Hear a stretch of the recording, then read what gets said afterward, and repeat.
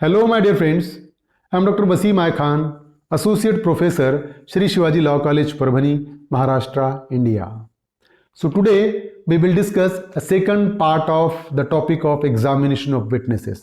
Second part examination of witnesses का आज हम डिस्कस करने वाले हैं, जिसमें हम डिस्कस करेंगे order of examination of witnesses कि अगर किसी विटनेस को बुलाएंगे तो उसको किस तरीके से एग्जामाइन किया जाएगा, उसका ऑर्डर किस तरीके से होगा, क्या क्या stages of examination of witnesses है, आज के हम इस लेक्चर में डिस्कस करने वाले हैं। तो आगे बढ़ने से पहले if you have not subscribe my channel, please subscribe the channel, hit the notification button, hit the like button and share this video with your friends। तो चलिए आगे बढ़ते हैं हम एग्जामिनेशन ऑफ विटनेसेस के पार्ट सेकंड में। Introduction हमने पिछले ही लेक्चर में डिस्कस कर दिया है और उसको दोहराना नहीं चाहता, बट इन शॉर्ट मैं ये कह रहा हूं कि हर कोई witness, suppose if the parties advocates try to build up his factual story by producing a certain witnesses before the court of law, and there must be a certain standard pattern to examine the witness. If there will be no standard pattern, then the magistrate cannot come to proper conclusion. So that's why there must be a standard provision. एक standard provision होना चाहिए witness के examination का, और ये chapter ने वो standard pattern बताया है कि किस तरीके से witnesses को examine किया जाएगा। तो देखिए सेक्शन 141 तक हमने पिछले लेक्चर में डिस्कस किया था। सेक्शन 142 क्या है? Examination of witnesses. Section 142 deals with examination of witnesses. The examination of witness by the party who calls him shall be called his examination in chief. So the examination of witness by the party who calls him shall be called his examination in chief. तो जो party witness को बुलाएगी वही party अगर examine कर रही है तो उसको हम एग्जामिनेशन इन चीफ कहेंगे। तो प्रोसिक्यूशन है, प्रोसिक्यूशन का विटनेस को प्रोसिक्यूशन बुलाता है, और जब प्रोसिक्यूशन के विटनेस को प्रोसिक्यूशन ही क्वेश्चन करेगा, इस एग्जामिनेशन को हम कहेंगे examination in chief. The examination of witness by the adverse party shall be called his cross examination. So if the witness is examined by the adverse party, it will be a cross examination. If the defense advocate examine a prosecution witness, it will be a cross examination. देखिए prosecution के witness को prosecution ने बुलाया, prosecution के witness को जब prosecution question करेगा वो एग्जामिनेशन इन चीफ होगा, लेकिन प्रोसिक्यूशन के विटनेस को जब डिफेंस का एडवोकेट एग्जामाइन करेगा वो हो जाएगा cross examination. If adverse party examine the witness, that is called a cross examination. If the defence advocate is examining the prosecution witness, it is called a cross examination. Adverse party जिसने नहीं बुलाया है, prosecution के witness को prosecution ने बुलाया है, opposite party defence का एडवोकेट है, जब अपोजिट पार्टी प्रोसिक्यूशन के विटनेस को एग्जामाइन करेगी वो क्रॉस एग्जामिनेशन कहलाएगा।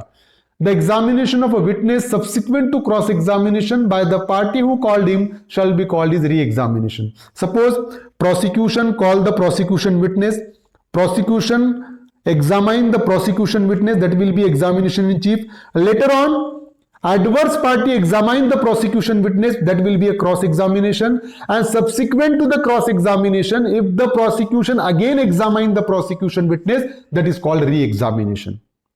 ध्यान में रखिए, प्रोसिक्यूशन के विटनेस को प्रोसिक्यूशन ने बुलाया, प्रोसिक्यूशन ने एग्जामाइन किया, एग्जामिनेशन इन चीफ, डिफेंस ने एग्जामाइन किया, क्रॉस एग्जामिनेशन। अब क्रॉस एग्जामिनेशन के बाद फिर से प्रोसिक्यूशन के विटनेस को एग्जामाइन करेगा, उसको हम री एग्जामिनेशन कहेंगे। ये तीन स्टेजेस है, बात ध्यान में रखें, examination chief, cross examination, re examination. One by one we will discuss these three.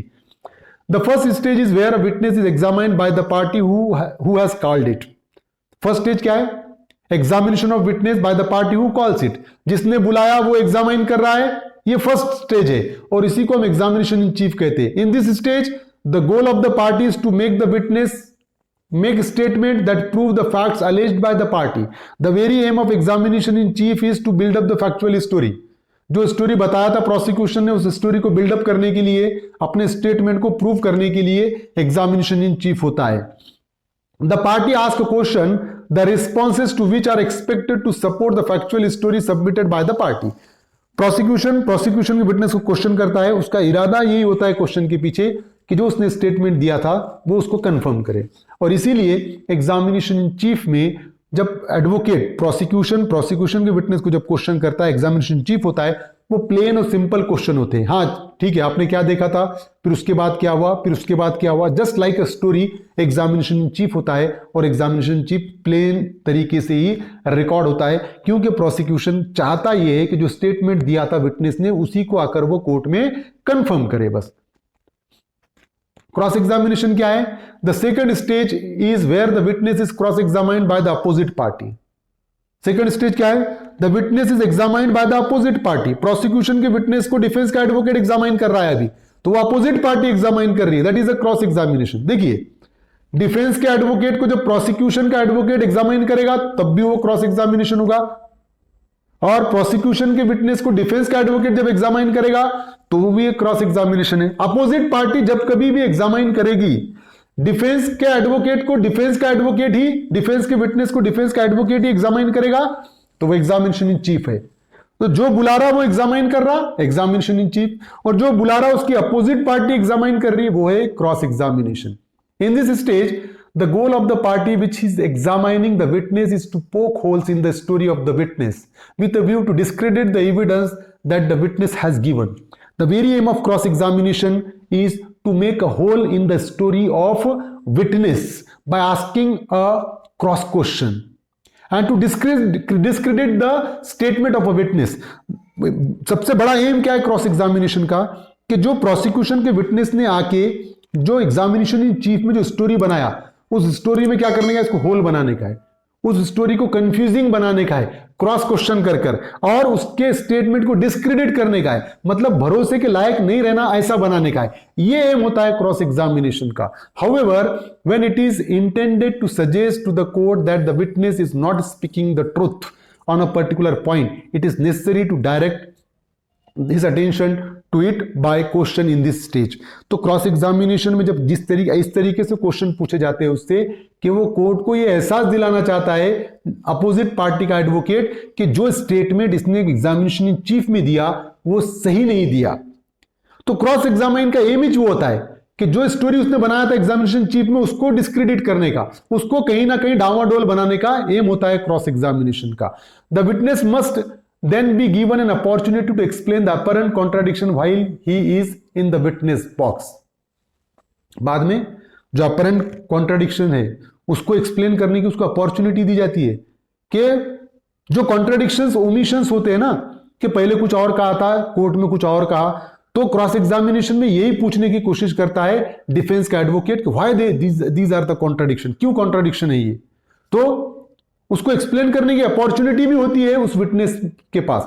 But the very aim of cross examination is to discredit the statement of a witness. देखिए, for example in the case of Ravindra Kumar Sharma versus state of Assam, the appellant suit 2 police officer for damages for malicious prosecution, के appellant ने 2 police officer पे suit file किया malicious prosecution के लिए, damages के लिए। The appellant put question in that regard to one of them who denied the allegation that he demanded a bribe. तो appellant ने एक को क्वेश्चन किया और उस क्वेश्चन को उसने डिनाई किया, एलिगेशन को डिनाई किया कि उसने कोई रिश्वत वगैरह नहीं मांगी थी। मतलब 2 पुलिस ऑफिसर पे केस किया, एक को क्वेश्चन किया, उसने डिनाई किया कि मैंने ऐसा कोई ब्राइब वगैरह रिश्वत वगैरह नहीं मांगी थी। He did not put the allegation on the other police officer, दूसरे पुलिस ऑफिसर पे उसने कोई एलिगेशन नहीं लगाया। It was held that the appellant had not properly substantiated the allegation. Case दोनों पे किया और एक पे इल्जाम लगाया, उसने रिश्वत मांगा, दूसरे को वैसे ही छोड़ दिया। तो कोर्ट ने यह कहा कि अपेलेंट ने अपनी जो एलिगेशन थे उसको प्रॉपरली सब्सटैंशिएट नहीं किया, प्रॉपरली कोर्ट के सामने प्रूव नहीं किया, ऐसा कोर्ट ने माना यहां पर, क्योंकि दोनों को पूछना चाहिए था। स्कोप ऑफ क्रॉस एग्जामिनेशन क्या है, देखिए, as mention in section the cross examination must relate to relevant fact. भाई क्रॉस एग्जामिनेशन भी अगर है तो वो रिलीवेंट फैक्ट से, मतलब केस से रिलेटेड ही क्वेश्चन पूछे जा सकते हैं क्रॉस एग्जामिनेशन में भी, इधर उधर के क्वेश्चन उससे नहीं पूछे जा सकते। However, the cross examination need not be confined to the fact which the witness testified on his examination chief, but it doesn't mean that the cross examination must be confined to the question asked in examination chief. ये इसका मतलब ये बिल्कुल भी नहीं है कि जो एग्जामिनेशन इन चीफ में जो क्वेश्चन पूछे गए हैं उससे रिलेटेड ही क्रॉस एग्जामिनेशन हो सकता है, ऐसा बिल्कुल भी नहीं है। उससे रिलेटेड तो होगा ही होगा, नए क्वेश्चन भी क्रॉस एग्जामिनेशन में पूछ सकता है डिफेंस का advocate. Thus, the scope of cross examination is quite wide. Scope of cross examination wide है. For example examination in chief में 5 ही क्वेश्चन पूछे गए, बट क्रॉस एग्जामिनेशन में 50 भी क्वेश्चन पूछ सकता है. शर्त यह है कि वो क्वेश्चन रिलीवेंट होने चाहिए. As per section 149, the objective of the question asked in cross examination is, cross examination में जो क्वेश्चन पूछे जाते हैं उसका ऑब्जेक्ट क्या है? To test the veracity of the witness. By asking a cross question, the defence advocate is trying to test the veracity of the witness, कि witness कितना सच बोल रहा है, यह टेस्ट करने के लिए क्रॉस एग्जामिनेशन किया जाता है. To discover who the person is and what is his condition in life. Cross examination ये भी एक है कि जो person as a witness court के सामने आया, ये कौन है, उसकी पोजीशन क्या है लाइफ में, उसका स्टेटस क्या है लाइफ में, यह जानने की कोशिश की जाती है. Weather he is professional witness और नॉट, कि ये प्रोफेशनल विटनेस तो नहीं है. लाइक दैट ऐसे क्वेश्चन पूछे जा सकते हैं कि उससे उसका पूरा काला चिट्ठा निकाला जाता है. Next one is to shake his credit by injuring his character. और एक एम है क्रॉस एग्जामिनेशन का कि उसकी क्रेडिट को शेक किया जाता है. बहुत सी बार आपने देखा होगा, अगर आप कोर्ट प्रोसीडिंग में गए होंगे तो वहां पर डिफेंस का एडवोकेट जब क्रॉस एग्जामिनेशन करता है तो उसको बोलता है कि तुम झूठ बोल रहे हो, तुमने पैसे लिए. उसको क्रेडिट को शेक करने की कोशिश करता है, उसको इंजोर, उसके कैरेक्टर को इंजोर करने की कोशिश की जाती है. बट क्या होता है कि जब पर्सन का कैरेक्टर असैसिनेशन होगा, कैरेक्टर इंजोर होगा, तो झुंझलाहट में सच्चाई बता देगा. तो ये एक एम होता है क्रॉस एग्जामिनेशन का कि उसको झुंझलाहट में लेकर आना है, उसके कैरेक्टर को इंजोर करना है. कि अगर फॉर एग्जांपल वो सच्चाई ही अगर बयान कर रहा होगा तो सच्चाई ही बयान करेगा, लेकिन अगर वो झूठ बोल रहा होगा तो झुंझलाहट में क्या करेगा, वो सच्चाई उगल बदेगा. यही एम है क्रॉस एग्जामिनेशन का. अब री एग्जामिनेशन क्या है देखिए. The final stage in is where the witness is re-examined by the party who called the witness if in the cross-examination stage inconvenient answer are given by the witness. Suppose if there are any inconvenient answer given by the witness in cross-examination, so to tackle that inconvenient answer, the re-examination may be done. क्या होता है, examination in chief हुआ जिसमें 5 question पूछे गए, cross examination में 20 question पूछ लिया, और जिसके वजह से कुछ विटनेस की तरफ से इनकन्वीनियंट आंसर आए, तो उस इनकन्वीनियंट आंसर को टैकल करने के लिए प्रोसिक्यूशन फिर से री एग्जामिनेशन की डिमांड कर सकता है. The goal in this stage is to nullify the effect of such answer and to re-establish the credibility of the evidence given by the witness. The very aim of re-examination is to nullify the effect of cross-examination and to re-establish the credibility of witness. Re-examination के M ही वो है कि जो inconvenient answer cross examination में दिया था witness ने, जिससे उस विटनेस की क्रेडिट कम हो गई थी, उसको नलिफाई करने का और उसके क्रेडिट वापस से स्टैब्लिश करने की, ये एम होता है री एग्जामिनेशन का. The re examination is not confined to the matter discussed in examination in chief. बात ध्यान में रखिए कि एग्जामिनेशन इन चीफ में जो ऑलरेडी क्वेश्चन पूछे गए हैं वही री एग्जामिनेशन में पूछना नहीं है, बल्कि उससे कुछ एक्स्ट्रा क्वेश्चन वो पूछ सकता है री एग्जामिनेशन में. न्यू मैटर में B elicited with the permission of the court, and in such a case the opposite party can again cross examine the witness on new matters. देखिए, with the permission of court, the new question may be asked by the prosecution in re-examination, and suppose if new answer comes, then the defense advocate can again cross examine that particular witness. अगर re-examination में कोई नई चीजें with the permission of court पूछता है prosecution, तो defence का advocate फिर से उस पॉइंट पर क्रॉस एग्जामिनेशन कर सकता है. In Tej Prakash versus state of Haryana, देखिए, it was held that tendering a witness for cross examination without examination in chief is not warranted by law and it would amount to failure to examine the witness at the trial. देखिए, it was held that tendering a witness for cross examination without examination in chief. किस case में ये कहा कि अगर किसी witness को examination in chief किए बिना अगर डायरेक्टली क्रॉस एग्जामिनेशन किया जाएगा तो ये फेल्यूर ऑफ जस्टिस माना जाएगा. एग्जामिनेशन ऑफ विटनेसेस के स्टेजेस को फॉलो नहीं किया गया ऐसा माना जाएगा और वो रिलीवेंट नहीं होगा, ये क्लियरिफाई किया गया है. Section 138 provides a valuable right to cross examine a witness, and section 146 further gives the right to ask additional question to shake the credibility of a witness. अब यहाँ सेक्शन 138 नहीं है, 143 है. तो बात ध्यान में रखिए कि क्रॉस एग्जामिनेशन में उसको वैल्यूएबल राइट दिए वाला है कि वो क्रॉस एग्जामिनेशन में क्वेश्चन पूछ सकता है। और सेक्शन 146 ने फर्दर राइट दिए वाला है कि वह एडिशनल क्वेश्चन पूछ सकता है काहे के लिए, to check the credibility of witness, कि विटनेस के क्रेडिबिलिटी को चेक करने के लिए। In case of Rajendra versus Darshana, it was held that if a party has not taken advantage of these provisions, he cannot be allowed to complain about the credibility of witness। तो अगर एक आधे बार examination chief के बाद party ने खुद ने कहा कि मुझे क्रॉस एग्जामिनेशन नहीं करना है, तो बाद में चल के वो इसका एडवांटेज नहीं ले सकती है, तो खुद ने डिनाई किया, I doesn't want to cross examine the witness. तो बात ध्यान में रखिए, राइट है, अगर एग्जामिनेशन चीफ के बाद क्रॉस एग्जामिनेशन किया जा सकता है, बट कंपल्सरीली करना ही पड़ेगा ऐसा भी नहीं है। तो ये री एग्जामिनेशन था जो हमने डिस्कस किया। ऑर्डर ऑफ एग्जामिनेशन क्या है, witness shall be first examined in chief, then if the adverse party so desires cross examined, then if the party calling him so desires re-examination। तो पहले जब कभी भी विटनेस को बुलाया जाएगा, पहले उसका एग्जामिनेशन इन चीफ ही होगा, डायरेक्ट क्रॉस एग्जामिनेशन नहीं होगा। पहले एग्जामिनेशन इन चीफ, और अगर अपोजिट पार्टी उसको क्रॉस एग्जामिन करना चाहती है तो फिर क्रॉस एग्जामिनेशन, और फिर से जिस पार्टी ने उसको बुलाया वो फिर से एग्जामिन करना चाहती है तो फिर री एग्जामिनेशन। मतलब पहले एग्जामिनेशन इन चीफ, फिर उसके बाद क्रॉस एग्जामिनेशन, फिर उसके बाद री एग्जामिनेशन। ये सेक्शन 143 के हिसाब से ऑर्डर ऑफ एग्जामिनेशन है। The examination in chief and cross examination must relate to relevant facts, but the cross examination need not be confined to the fact to which the witness testified on his examination in chief.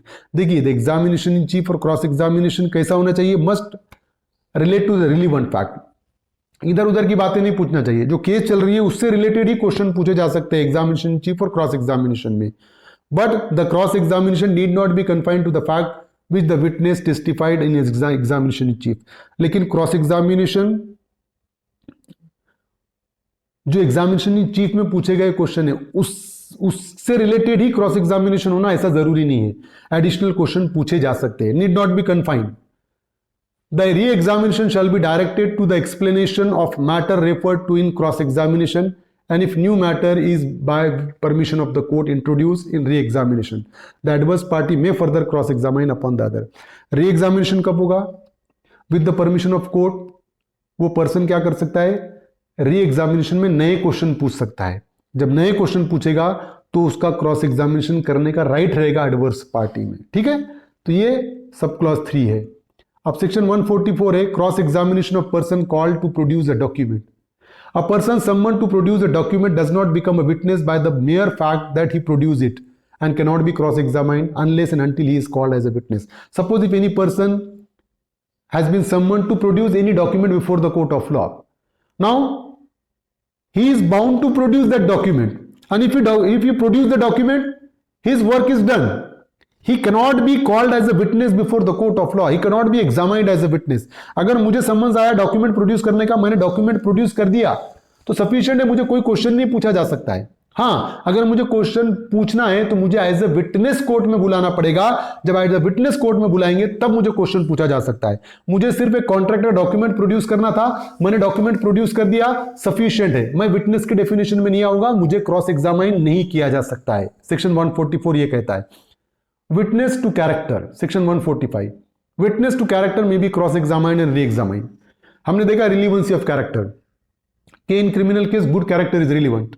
तो एक आधा witness आया किसी accused के good character को बताने के लिए कि ये बहुत अच्छा कैरेक्टर है, तो उसको विटनेस टू कैरेक्टर को क्रॉस एग्जामिन भी किया जा सकता है, री एग्जामिनेशन भी किया जा सकता है। तो विटनेस टू कैरेक्टर का ये प्रोविजन है। तो ये था part second of examination of witnesses. उम्मीद करता हूं कि आपको समझ में आया होगा। समझ में आया तो चैनल को सब्सक्राइब कीजिए और इस लेक्चर को ज़्यादा से ज़्यादा स्टूडेंट तक शेयर कीजिए। Thank you very much.